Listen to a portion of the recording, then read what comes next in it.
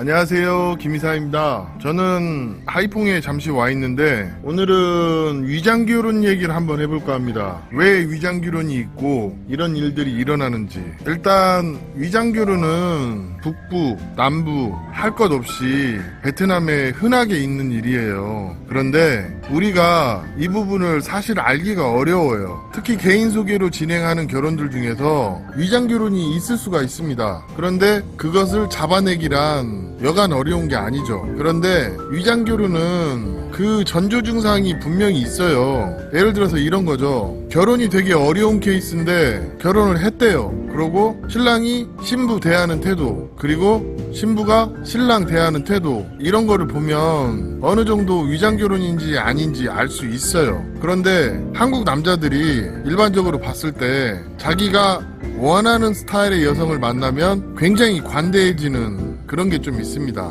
그리고 국제결혼이라는 게 한편으로 보면 결혼의 한 종류예요. 그러다 보면 남자의 결혼에 대한 니즈도 중요하지만 여자의 결혼에 대한 니즈도 중요하다는 거죠. 이 부분들이 사실은 상식적인 범주가 있고 그 상식적인 범주에서도 되는 결혼이 있고 안 되는 결혼이 있는 건 사실입니다. 그런데 국제결혼이라 해서 안 될 결혼이 되고 될 결혼이 안 되고 사실은 그건 아니에요. 근데 이 부분을 그냥 국제결혼이 그럴 수 있어, 베트남 여자와 결혼이 그럴 수 있어, 이런 걸로 치부해서는 안 된다는 겁니다. 자, 첫 번째, 위장결혼이 일어나는 케이스. 제일 많은 게 남자들이 국제결혼에 대해서 정보가 부족한 상태에서 오는 케이스. 그 다음에 두 번째, 너무 싼 업체, 공짜 소개, 이런 거에 집착하시는 분들이 좀 있거든요. 그런데 제가 베트남에서 어떤 사업을 하는 부분에서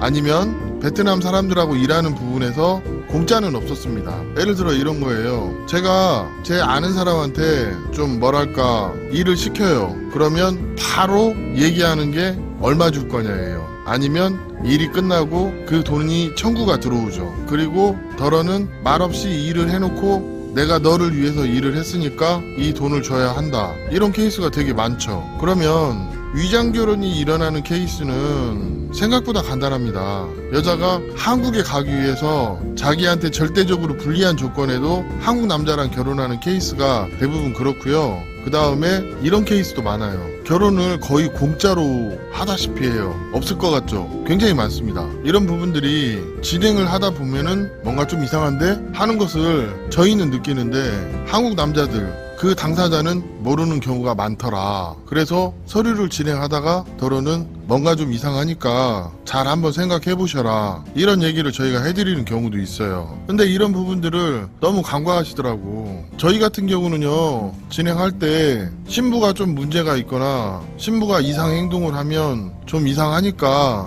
주의하셔라 얘기해드리고 있거든요. 그러면 네 알겠습니다 하고 받아들이는 분도 있고, 더러는 오히려 화를 내시는 분도 있어요. 그러면 어차피 돈 다 받았는데 저희도 말을 안 하는 경우가 있어요. 그럼에도 불구하고 한 번 더 얘기를 한다는 거죠. 왜? 같은 한국 사람끼리 좀 그런 부분에서 도와주고 싶어서 그렇게 하기도 해요. 근데 이 부분을 너무 쉽게 생각해요. 그리고 위장결혼 같은 케이스는 대부분 어떤 문제점이 드러나냐면 위장 결혼하는 여자와 소개시키는 사람이 별도의 계약을 합니다. 그래서 당사자들끼리 돈이 오가요. 그러고 그 부분을 저희한테 숨기죠. 저도 예전에 국제결혼 업체를 할 때 베트남 현지 마담이 저한테 딜을 해요. 내가 이 여자를 결혼시켜주면 너에게 별도로 3,000달러에서 5,000달러 주겠다. 그러니까 이 여자를 우선으로 소개해달라. 그런 마담들도 있거든요. 예전에는 그런 걸 듣고 이게 뭘까 생각을 많이 해봤었어요. 그래서 이 업에 대해서 잘 알고 있는 분들한테 이런 얘기를 하니까 하는 말이, 그 여자는 대부분 한국에 가면 바로 도망가거나 적어도 6개월 안에는 도망간다, 이런 얘기를 하시더라고요. 이거 뭐가 문제 있지 않아요? 한국 사람 생각할 때는 문제 있는 거예요. 그렇지만 베트남 사람의 논리로는 문제가 없는 거예요. 이 사람들이 말하는 거는 계약 결혼에 대한 논리입니다. 한국 사람이 피해 보든지 말든지 자기들은 계약 조건만 이행하면 된다, 이런 개념으로 얘기를 하더라고요. 그래서 참 그거 신박한 논리네, 그런 얘기를 했던 적이 있습니다. 제가 제 채널에서 말하는 것 중에서 소개가 굉장히 중요하다는 얘기를 하는 게 그런 논리예요. 베트남에서도 소개 쉽게 잘 안 해줍니다. 하지만 소개를 해줄 때는 그에 대한 책임을 가지고 이런 부분을 중요하게 생각하시는 분들도 많아요. 그리고 베트남 내에서도 국제결혼에 대해서 좀 분분합니다. 어떤 사람은 굉장히 국제결혼에 대해서 안 좋게 얘기하시는 분들도 베트남 내에 많이 있어요. 특히나 남쪽보다 북쪽이 그게 심해요. 우리 한국 사람들 국제결혼에 대해서 안 좋게 얘기하듯이 여기 사람들도 그런 거 되게 있어요. 그렇지만 얘기를 안 할 뿐이죠. 이런 부분들을 알고 얘기해야 되는데 막연하게 베트남 여자들이 한국 남자 좋아한다 뭐 이런 얘기 하시는데, 그거는 진짜 한 20대, 30대 초반 그런 남자들 얘기고요. 대부분 위장결혼으로 이런 피해를 입으시는 분들은 40대나 50대, 베트남에 대한 정보가 전혀 없는 상태에서 그냥 그 여자가 마음에 들어서 결혼했는데 이런 케이스에 좀 많이 피해를 입는 것 같아요. 이런 부분들이 어제 오늘 일은 아니지만 지금 많이 좋아졌고 많이 필터링 되고 또 개선이 되어가고 있습니다. 그리고 여기 마담들도 먹고 살만하고 손님이 있으면 위장결혼은 소개 안 시켜요. 나중에 문제 되는 걸 알기 때문에. 최근에 어떤 유튜버가 위장결혼에 대한 이슈를 얘기한 적이 있어요. 근데 사실은 제가 보는 관점하고는 좀 다르긴 한데 상당히 많은 사람들이 어떻게 보면 이게 위장결혼일 수도 있다는 거를 눈치를 채면서도 들어간 돈이 있기 때문에 멈추지 못하고 한국까지 초청하기도 합니다. 제가 상담해보면 그런 케이스가 많아요. 아니면 한국 남자가 좀 그런 부분에서 인지 능력이 떨어지는 그런 케이스 좀 있습니다. 제가 위장결혼이라고 굳이 말하지 않아도 그런 케이스에 해당하는 또는 의도적인 위장결혼 이런 것들에 대해서 피해가는 방법 몇 가지 얘기해드리고 이야기를 마치도록 하겠습니다. 첫 번째, 일단 소개를 받았어요. 그러면 남자하고 여자하고 어떤 대화를 한다거나 그런 부분에서 일단 여자분이 적극성이 떨어지면 좀 한번 생각을 해보셔야 하고요. 두 번째, 개인 간에 결혼해도 기본적으로 들어가는 비용들이 있어요. 예를 들어 전통결혼 비용이랄지 한국어 공부할 때 들어가는 비용이랄지 소소하게 어떤 남자가 여자 마음을 얻기 위해서 쓰는 비용이랄지 이런 게 있는데 그 모든 비용을 여자가 부담한다? 그러면 그것도 한번 생각해 봐야 돼요. 뭐 여자네 집이 잘 살아서 여자가 조금 더 내고 그런 건 있을 수 있지만 대체적으로 남녀지간의 기본적인 논리에서 남자가 조금 더 쓰는 부분은 베트남도 마찬가지입니다.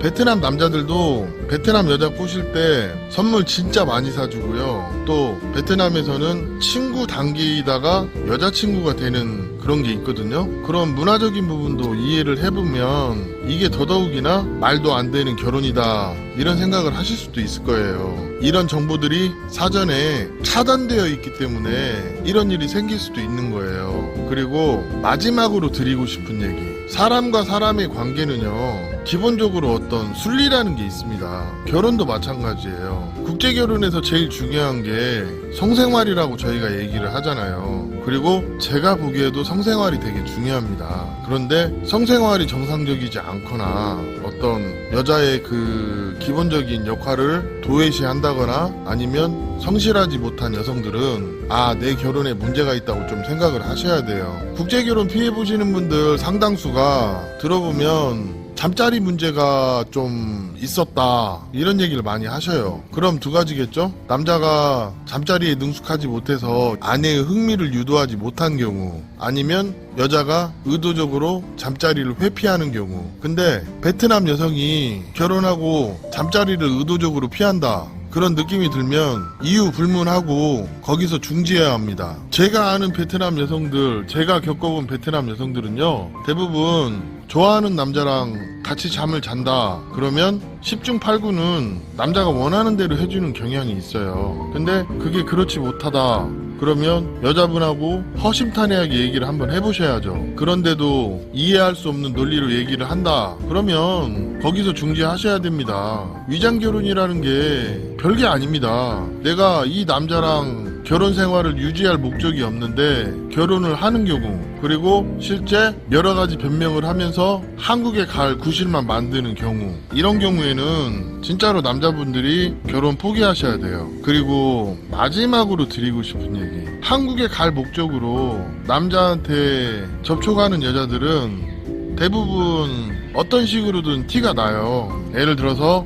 교제할 때도 티가 좀 날 수 있고요. 그 다음에 약혼하고 전통결혼을 진행을 하고 한국에 오기 전에 그 단계별로 어떤 이상 현상들이 분명히 있습니다. 요즘에 개인 결혼 하시는 분들, 결혼을 목적으로 남자한테 접근하는 여자들은 대부분 1, 2, 3, 3번 정도 만나면 남자분하고 잠자리를 하는 경우도 있습니다. 이게 베트남 여자들의 어떤 특징 중에 하나라고 볼 수 있는데, 상대가 마음에 들으면 빼지를 않아요. 그러면 상대가 마음에 안 드는데 결혼하는 여자는 잠자리를 한다든지 전화하는 태도를 본다든지 그러면 드러나겠죠. 그런 상황이 오면 그냥 접으셔야 돼요. 특히 이번에 이슈가 된 게 지금 영상상에 나오는 하이퐁 맞선정에서 그 사건이 터졌다고 하는데, 이거는 어제 오늘 일도 아니고 계속 있어 왔던 얘기예요. 그러니까 위장결혼은 언제나 있을 수 있는 얘기고 어제 오늘 일도 아닙니다.